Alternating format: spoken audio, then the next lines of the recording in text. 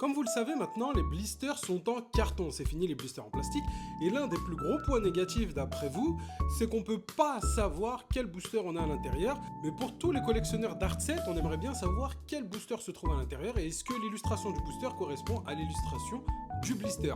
Alors moi, j'ai trouvé une petite technique pour le savoir sans avoir à l'ouvrir ni à l'abîmer. Je me suis dit que j'allais vous partager ça. Du coup, pour rater aucune info, aucune technique sur Pokémon, pense à t'abonner à la chaîne. Alors la technique, elle est très simple, je vais vous le montrer.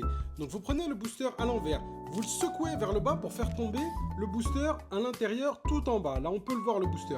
Et ce que vous allez faire en fait, c'est glisser... moi, ce que je fais, c'est que je glisse un doigt comme ça.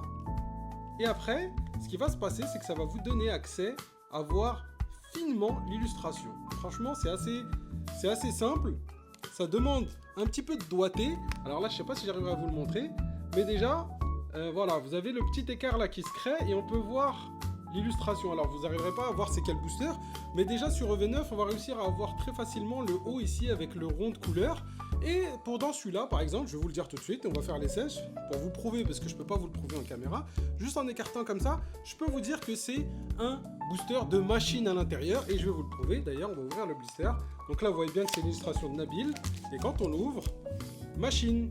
On va soulever un peu l'étiquette ici. Et si on regarde bien, on peut facilement voir l'illustration.